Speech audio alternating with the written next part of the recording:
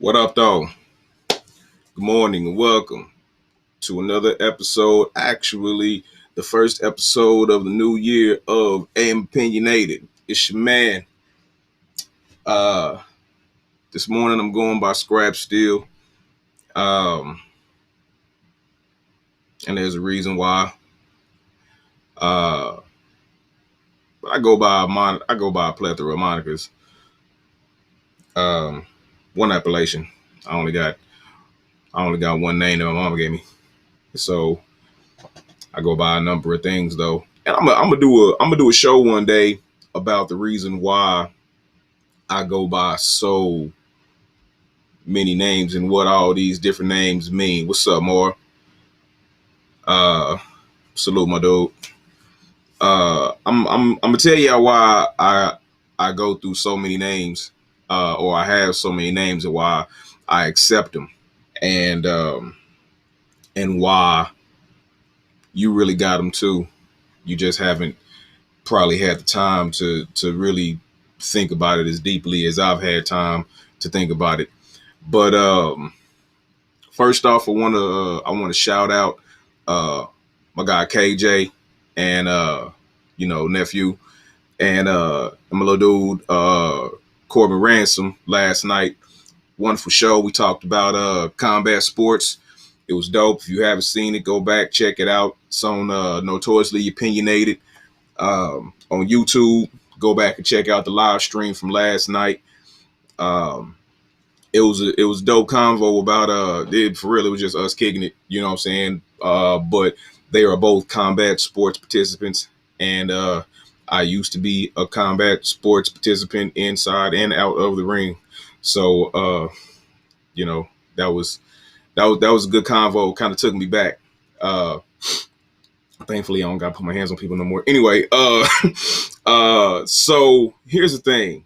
This morning I'm gonna need y'all to bear with me because I'm about to try some shit that I'm not good at, but I'm try it for a particular reason. I've been bouncing back and forth as to whether to do it or not.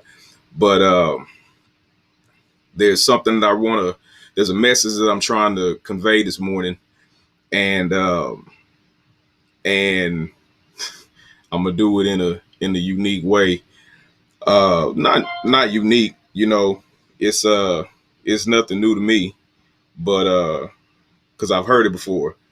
So what I'm gonna attempt to do this morning is a few things that, like I said, I'm not very good at. A, being funny on purpose. Two, telling another motherfucker's jokes. And three, singing. So y'all see where this is going.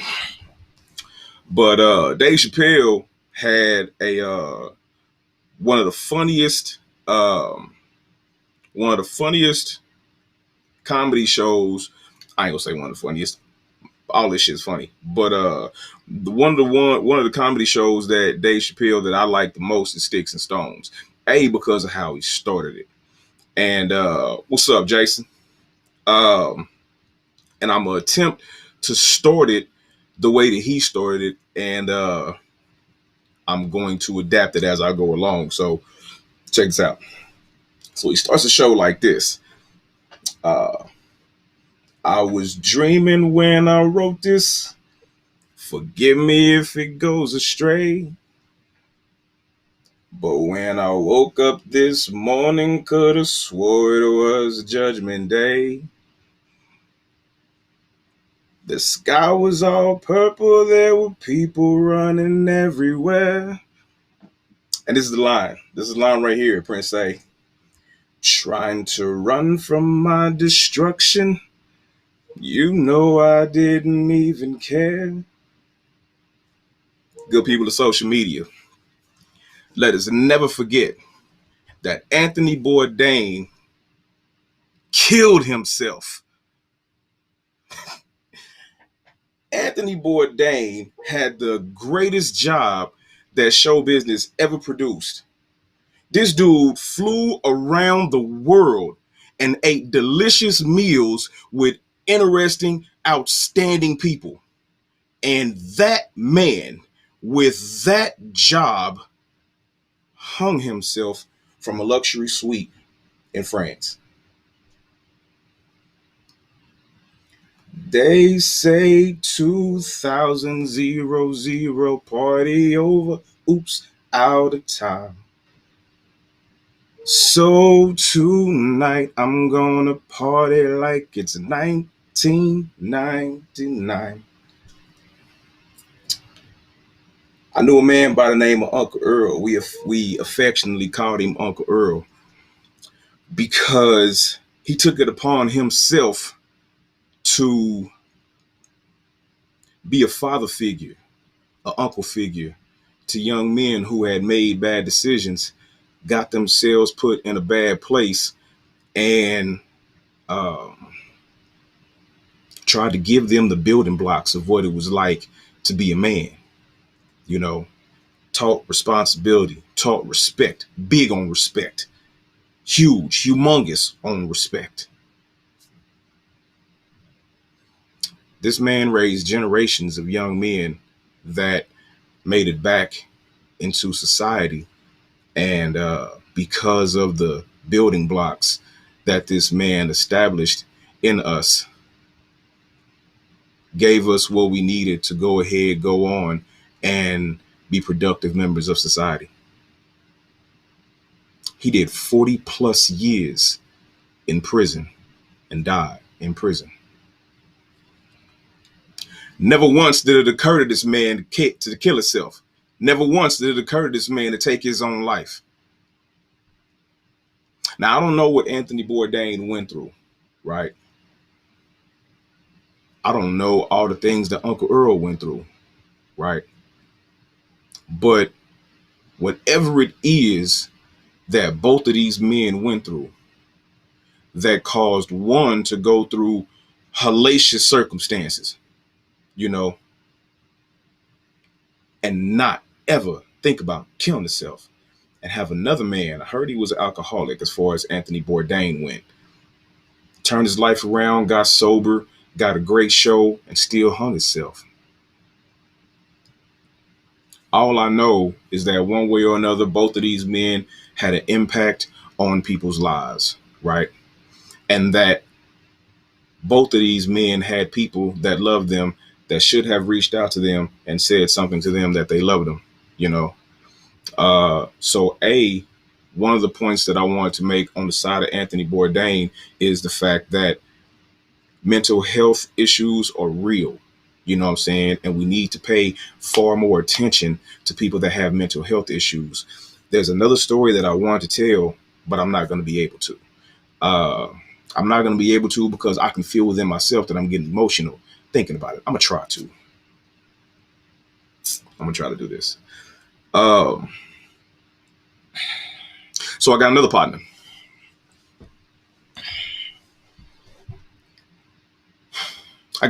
Who was serving two hard 50s and running back to back. So he had 100 years. He had 100 years in prison. And he had exhausted what they call all of his state remedies and had got to his last appeal and had a girl that was rocking with him. I'm talking about rocking hard. Like all bullshit aside, to alleviate all of it, was rocking so hard with him that she was prostituting herself to make money for him to get lawyer money. You know what I'm saying? She was rocking with him like super tough because she wanted him home. He got to his last appeal and was told that he wasn't getting no action. Shortly thereafter, he sent word to all his homeboys, had us all come, said, just make it to this meal. Whatever you do for me, make it to this meal. And so all of us go and we all go to this meal. And one by one, he individually came to each and every one of us and had us stand up, hugging, and told us that he loved us. But it wasn't one of those, oh man, what's up, homie? Love you, bro. It wasn't one of them. Because he went around to everybody, hugged them, told them that he loved them. Then came around again. And then some of us, he came around again and again and again and just kept saying, and it wasn't, like I said, it wasn't, hey, homie, I love you, bro. It was, hey, boy, hey, man, I love you, man. And if I never see you again, remember that. I love you. Really, nobody really thought twice about, well, no, I ain't gonna, no cap. I really did. I'm like, the fuck is wrong with the homie? Why he keep telling everybody he loves us? You know what I'm saying? Never did it cross my mind that later on that night, the homie would kill himself and hang himself in his room.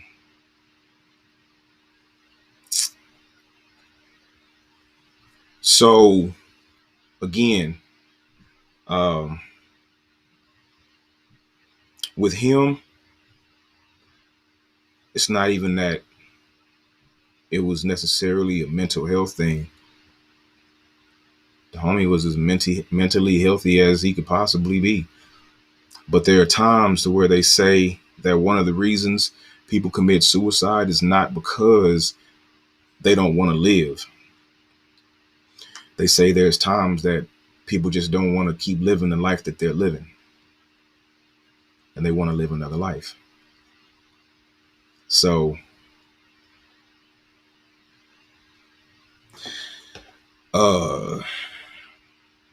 yeah. So, I don't know why we don't spend as much time talking about mental health, or even why mental health is so taboo to talk about in the Black community. But it's a real thing. And not only does more money, and I'm peeping what you said, Jason, not only does more money need to go to mental health, as far as helping to treat it, but how many times have you heard on the news that a Black man, a poor man, any man was killed? Good morning, cousin. My cousin Rhonda K. That a Black man, especially though, was killed because he had mental health issues and the police didn't know how to deal with it. I watched a documentary the other day about Dontre Hamilton.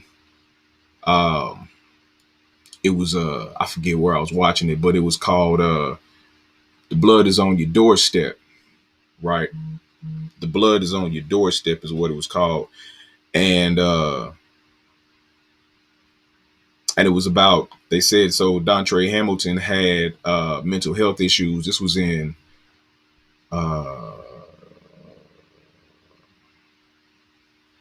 was it Minneapolis? I want to say, I forget, but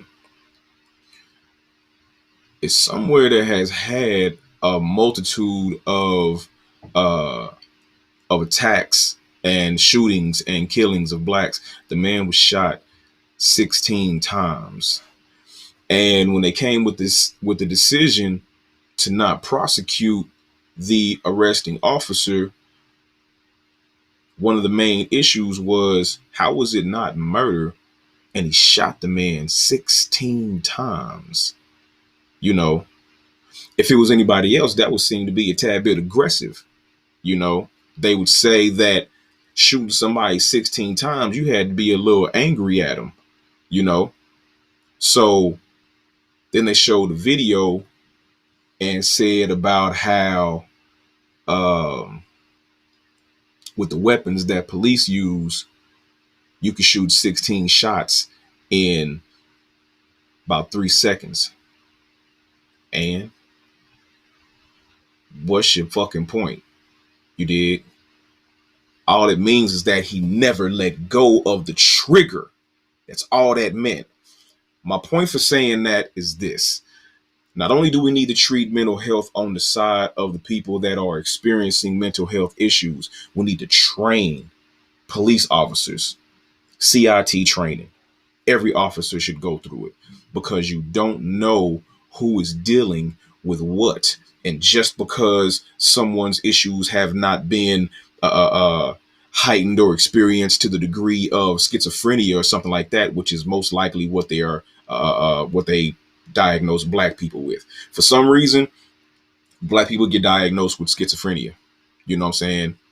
Uh, Other races are just stressed.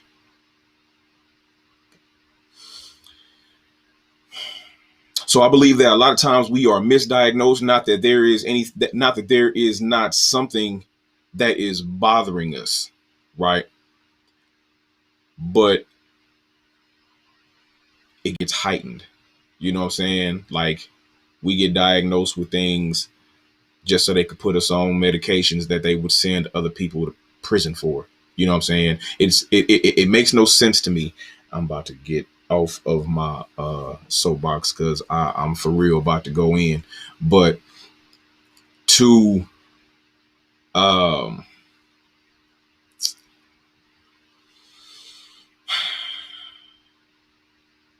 to put your baby on Ritalin, which is a schedule 1 drug.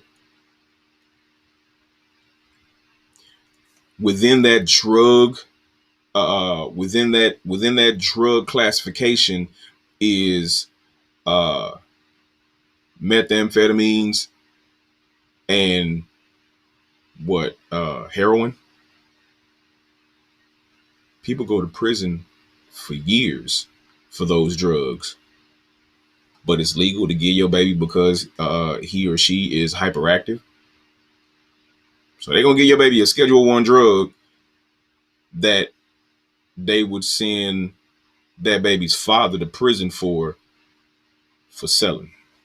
Ain't that a bitch? Check that out. And it's all because, and I've had teachers, I've had administrators for jobs that I was applying for at times tell me, it's like, and I'm quoting now, and I'm using the same air quotes that they used. They don't know how to handle our kids. Translation: it's a bunch of white female teachers that's teaching these young black children. These young black children are challenging to them, and they don't know how to deal with them. We need a black man to come in and that knows how to deal with black kids, and it's not going to get angry. It's not going to get frustrated. It's not going to just over punish like police do. We don't need somebody coming into our schools and policing our kids. We need somebody to understand. And so CIT training needs to be implemented in all police departments, department wide. It can't just be a special task force that goes and gets CIT training. It has to be department wide because it's the beat cops that are the ones that get a lot of, hey, we got this crazy dude that's in the middle of the street. Now, here's the thing, though. I also saw a video. There was a juxtaposition of, it was a white dude with a knife, right? And it was a black dude. I think Snoop put it out. It was a black dude with a knife, or a white dude with a knife, and a black dude barehanded, right? Uh, during this altercation, the white dude with the knife was going at the police, backing him up with the knife, telling him, literally saying to the police, "I kill you. You better not come near me. I kill you." The police are trying to talk him down. "Sir, just put the knife down. Just put the weapon down, sir. Put the weapon down." It's about 7 of them, "Sir, put the weapon down, put the weapon down, put the weapon down." Never put the weapon down. Kept telling him, "I kill you. Come near me. I'm going to kill you. I'm going to kill you." That, to me, would justify you feeling like your life was in danger. And so if you'd have shot him, killed him 16, if you'd shot him 16 times and killed him, you could have got off with, "I thought my life was in danger." Even though he has a knife and he is far more than arm's length away from you, I felt my life was in danger because he was literally saying, "I'm gonna kill you if you come near me." Black man, hands up, no weapon, shot 7 times, killed. Never threatened him, nothing. He was just acting crazy, you know. Shot 7 times, killed. Why is this not disturbing to more people? There was a, and I'm gonna go into this too. There was a, I don't know if any of y'all have ever heard. Ti got a song called Warzone, right? And at the end of Warzone, it's this, it's a white lady that's talking to a group of white people, and if you ever get a chance to listen to it, uh, Google a lady named Jane Elliott. She was a teacher, actually, that did a study on. This is what I'm going to go into on at a later date. She was a teacher that did a study. Well, not a study. It was an experiment, really, kind of monumental experiment on discrimination. It's called Blue Eyes and Brown Eyes. Right. I won't go into it all right now, but at the end of the song, and I'm not going to tell you just a clip that T.I. played at the end of his song. The whole thing was she was speaking to a group of white people, and she said, uh, and I'm paraphrasing, if the white people in this room would like to be treated the way that uh, that our African American citizens in this country are treated, please stand up now. Nobody stood up. She said, "Oh, you must not have understood me. If you white folks want to be treated the way blacks are in the society, stand." Huh. Nobody's standing here. That means that you know what's happening. You know you don't want it for you. I want to know why you are so willing to accept it and to allow it to happen to others. Check it out, Jane Elliott. Um, she's dope. Uh, and she goes in. You dig? So she's unapologetic about it. So yeah, that's my soapbox for this morning. You know, find somebody that you ain't hollered at in a minute. Tell them you love them. You know what I'm saying? It's like I say all the time. Seize the moment. You might not make it through the day. You know, and make sure when you season that moment, that when you season it, that you tell somebody that you love them, because that other person might not make it through the day. You know, what you say to somebody else in just a random moment of kindness may be exactly what they need to make it through their day and change their mind about something detrimental that they was planning to do to themselves. You know, so you never know. You never know what people are going through. You know, that's why they say smile at everybody. You never know what people are going through. And that smile might change somebody's entire day. Opening the door for somebody might change somebody's entire day. Small acts of kindness. It really don't take a lot. Um, and with that, check out my YouTube channel, Notoriously Opinionated. Check out my Check out my podcast on Spotify, Areas of Human Activity. If you type in areas, it's liable to be one of the first ones to pop up. Check me out every Monday and Wednesday evening, 8:30. Notoriously Opinionated. Again, shout out to my guys KJ and Corbin Ransom for last night's episode. Uh, I'm enthusiastic about tomorrow's episode. I got some really good guests coming on. We're gonna have another really great discussion. And remember to catch me every Tuesday morning, 8 a.m. For AM Opinionated. Until then, it's been your man. Go by a plethora of names. Pick one. I'm gonna go into why I go by so many names at a later date. But until then, I love y'all. Have a great day. Peace. I'm out.